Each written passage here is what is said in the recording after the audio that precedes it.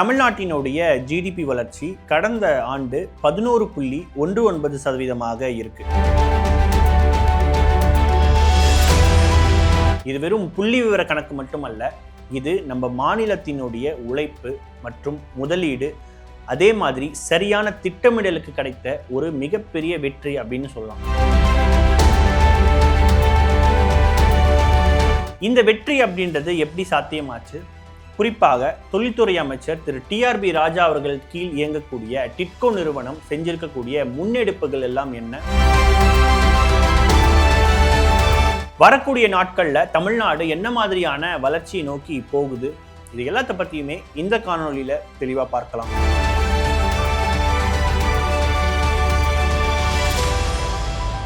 தொழில்துறை அமைச்சர் திரு டிஆர்பி ராஜா அவர்கள் கீழ் இயங்கக்கூடிய டிட்கோ நிறுவனம் ஒசூர் நாலேஜ் காரிடார் அப்படின்ற ஒரு திட்டத்தை கடந்த ஆண்டு அறிமுகப்படுத்தினாங்க.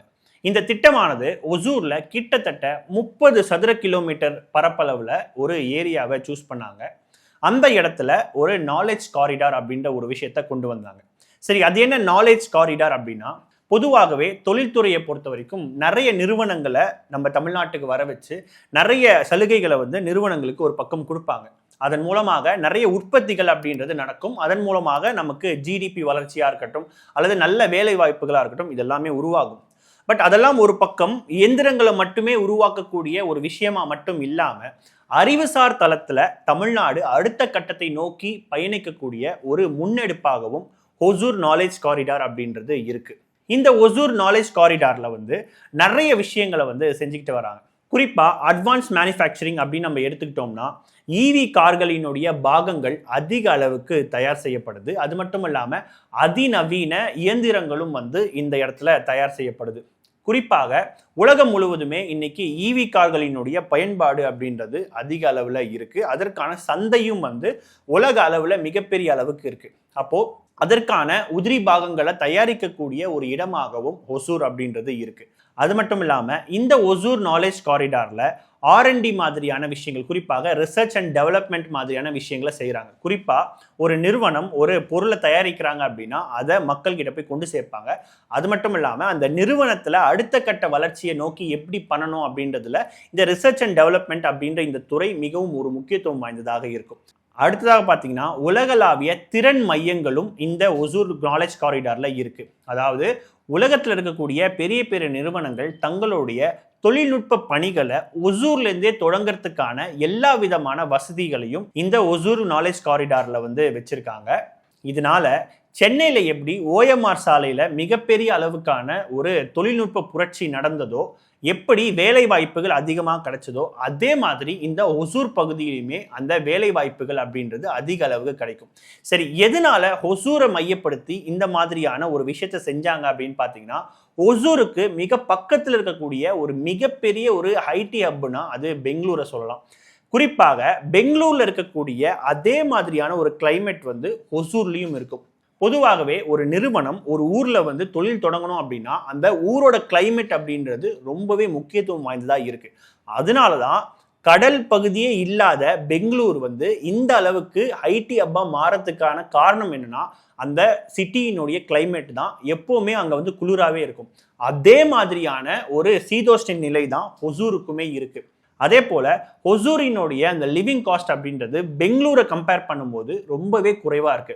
பெங்களூர்ல 40,000 ரூபாய் சம்பளம் வாங்கக்கூடிய ஒருத்தருக்கு அங்க தங்களுடைய அடிப்படை தேவைகளை மட்டுமே பூர்த்தி செய்யக்கூடிய ஒரு நிலைமையாக இருக்கு. அதுவே ஒசூரை நம்ம எடுத்துக்கிட்டோம் அப்படின்னா அங்க லிவிங் காஸ்டும் ரொம்ப கம்மியா இருக்கு. அதே போல இந்த நாலேஜ் காரிடார் மூலமாக அதிக வாய்ப்புகளும் கிடைக்குது. அதனாலதான் தற்பொழுது பெங்களூர் அடைஞ்சிருக்கக்கூடிய இந்த வளர்ச்சி இருக்கு இல்லையா, அதை விட வேகமாக ஒரு வளர்ச்சியை நோக்கி ஒசூர் அப்படின்றது சென்று கொண்டிருக்கு.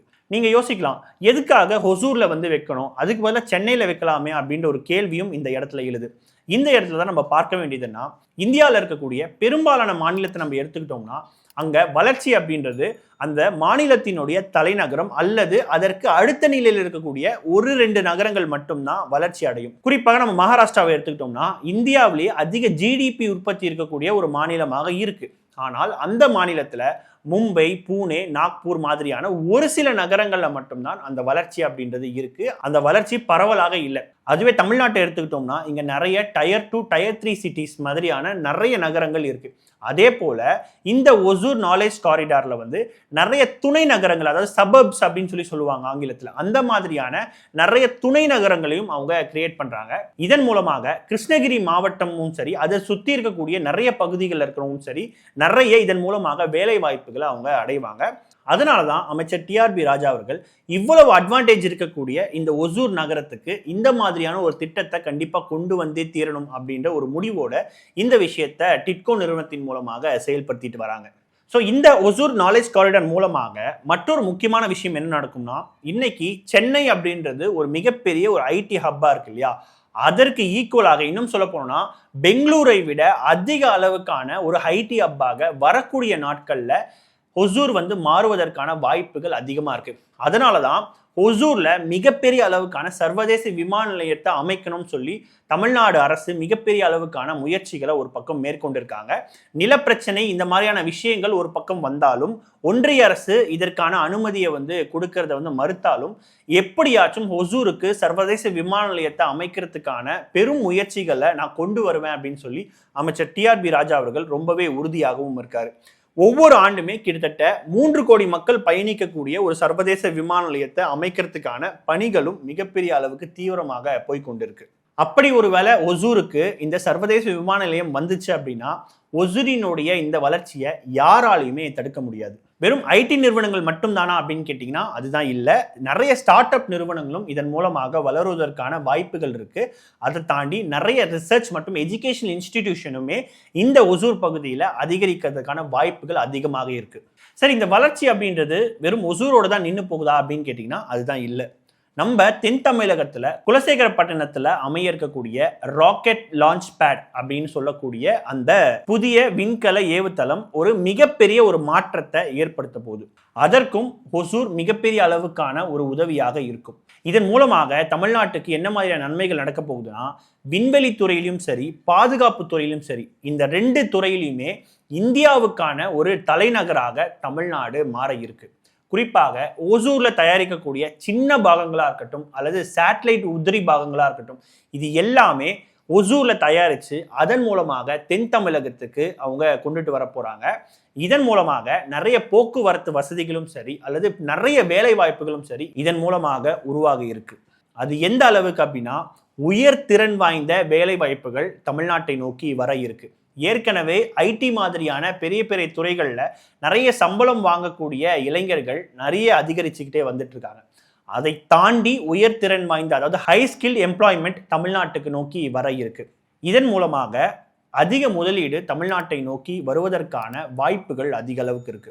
அப்படி முதலீடுகள் வர வர தமிழ்நாட்டினுடைய பொருளாதாரம் அப்படின்றது 2030ஆம் ஆண்டிற்குள் 1 ட்ரில்லியன் எக்கனாமியை தொடணும் அப்படின்னு தமிழக முதலமைச்சர் மு.க. ஸ்டாலின் அவர்கள் சொல்லியிருந்தார். இந்த ஒரு வளர்ச்சியின் மூலமாக தமிழ்நாட்டிற்கு வரும் காலங்களில் பொற்காலமாக அமையும் அப்படின்றதுல எந்தவித மாற்று கருத்தும் இல்லை. மின்னம்பலம்.com தமிழின் முதல் மொபைல் பத்திரிகை.